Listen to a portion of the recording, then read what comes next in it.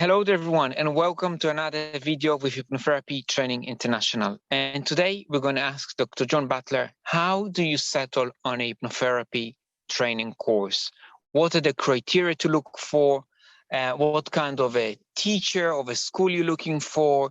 What's important to get out of the course?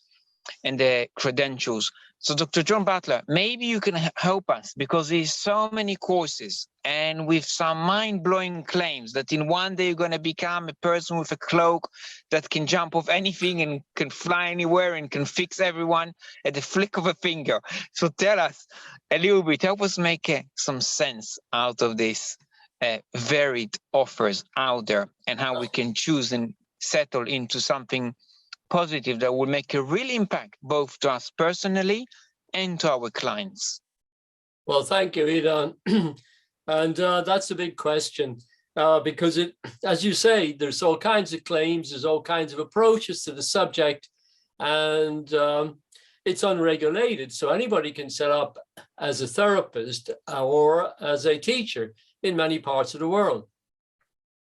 Now, I would say if you're interested in training, you need to do some serious research and not just go on the basic claims that can be made on an internet site where anybody can make claims that can be fake testimonials, unproven or unprovable claims, which in the small print are not, really going to be honored at the final analysis.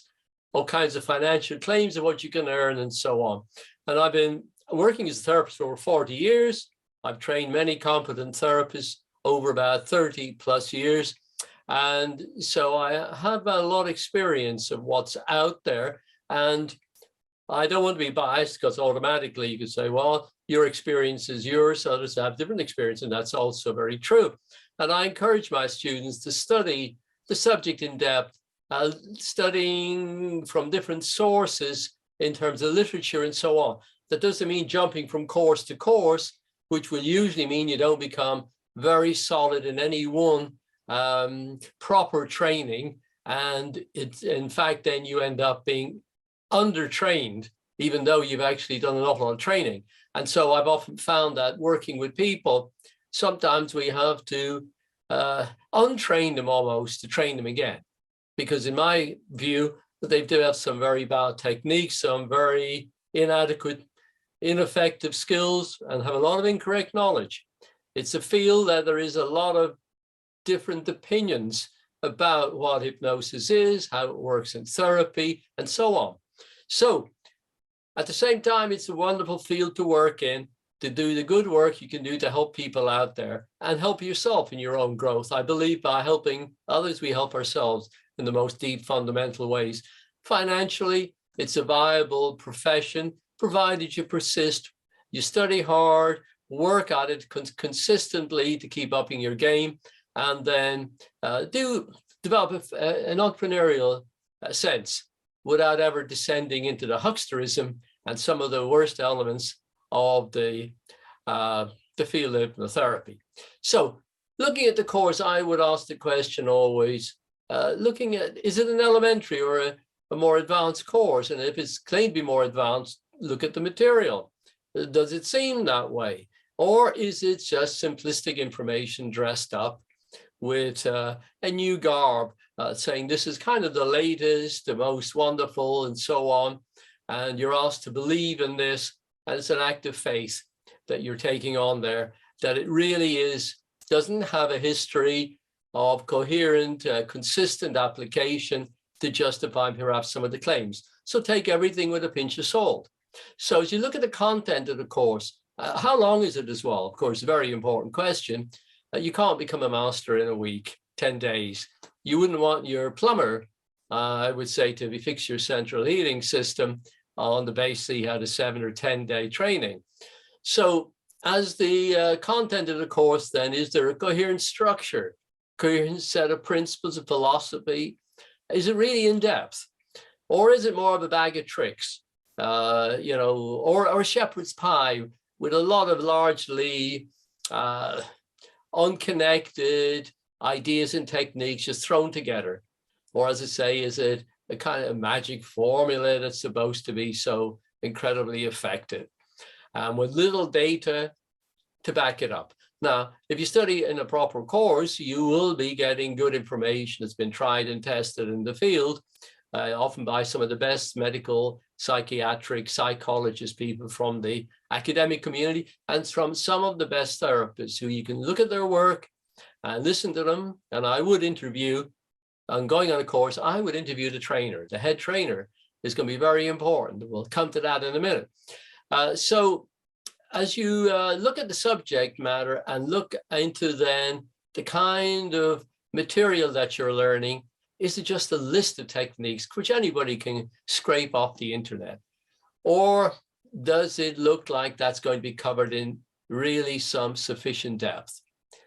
In the field of psychotherapy, you can't claim a new method unless it meets certain criteria. Does it have a kind of solid theory of the mind, how it's constructed, how the mind develops, how problems develop in adaptation and so on, in our maturity and socialization?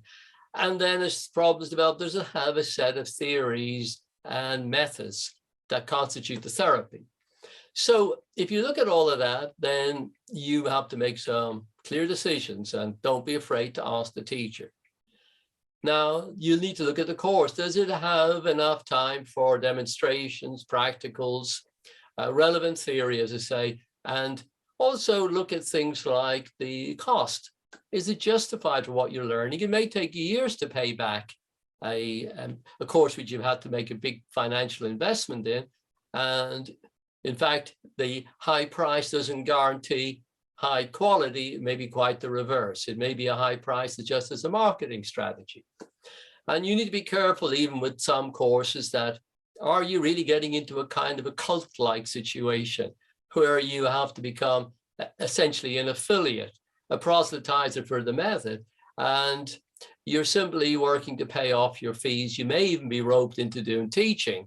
And some courses, the person doing the teaching has only had a year or two of experience, or believe it or not, occasionally even less than that. So you need to know what you're getting into. Now, sometimes the standards are claimed to be the highest standards, it has the best accreditations, but from who? Who's accrediting who? Because some organizations just accredit each other, and they won't accredit somebody else, and maybe they have a link with the training course, which of course is a conflict of interest. And so I would always say, look for a course that has linked with an external organization that has identifiable standards and has a proper duration and quality of training as requirements for the training body to be affiliated with it. Because anybody can set up organizations in many countries with names like National or British, UK, or whatever, even though some of these names may be protected by law. Frankly, some of them aren't, and people ignore the law often in these cases too. So with the standards, really, do they amount to competency in the training and in the ability of the client, of the therapist? For example, some of the basic standards have been agreed there. What has been agreed? And because not everybody agrees with certain standards, often what is agreed is the minimum.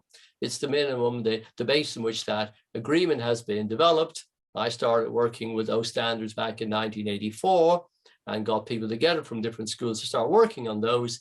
And those were NVQs, NOS, National Occupational Standards. They've been through various iterations, and they do give us a starting point, but it doesn't mean that is representative of the highest and best standards, because people haven't yet agreed on those. They just agreed on the basics.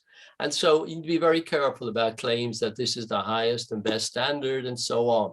And just because an organization, there's all kinds of organizations that are umbrella bodies, registering bodies, accrediting bodies, and so on. You need to be looking beyond just that. That won't guarantee your success as a therapist. So I said earlier, looking at the trainer, you need to know who's doing the training, because hypnotherapy is a very wide basis of philosophy of practice. There's many different forms of it out there. and you need a trainer who has good experience. What is their education? What is their background? What achievements then have they got? Because the results are what matter. It's that age-old saying, the tree is known by its fruits, or that the outcomes are really the result of what everything that's gone into it. And what outcomes do we see from the trainer? How capable, competent are they?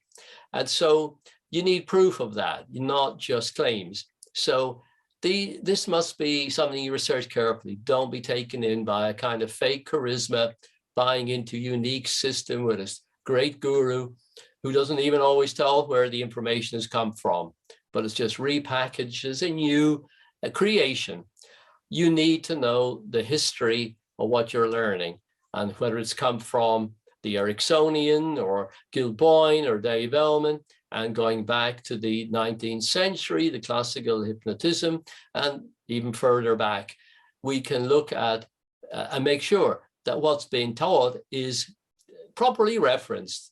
Things are not just plagiarized, stolen, or repackaged, that there's a proper acknowledgement of the history, the lineage, and you know you're getting a solid product. There is an awful lot of flim-flam out there in the field because it's, again, unregulated. There's very good people teaching out there, and there's a whole lot of people who are very eager to have your money, who may or may not at all deliver on what's promised. So don't be taken in by glittering promises. Those are some of the main things I would say to look out for, some of the main points, but much research is needed when you're committing yourself to this. It's a very deep and broad field. I've trained in many kinds of psychotherapy over the years, specialized in about 3 main forms. I'm from a background in psychology. I've seen all these different forms of psychotherapy develop in the last 40 years. There's so many of them. But in the field of hypnotherapy, it's even more fragmented. And you can have people preaching and offering all kinds of things that may simply be their own pet theories, which they're certainly entitled to, as we all are entitled to our beliefs. But do they have solidity in practice? Can they deliver proof in the field, in medical applications, in terms of psychological change that people develop from the therapy? And you need to know that there is that kind of evidence there, a solid enough evidence, because that's what you're investing in. Or in the worst case, you may not be investing in that. So keep your eyes and ears open when you are taking on the job of researching to do a course. The old saying, caveat emptor, let the buyer beware. So that's it from me. Thanks very much for listening and watching. I look forward to speaking with you again at some point in the near future.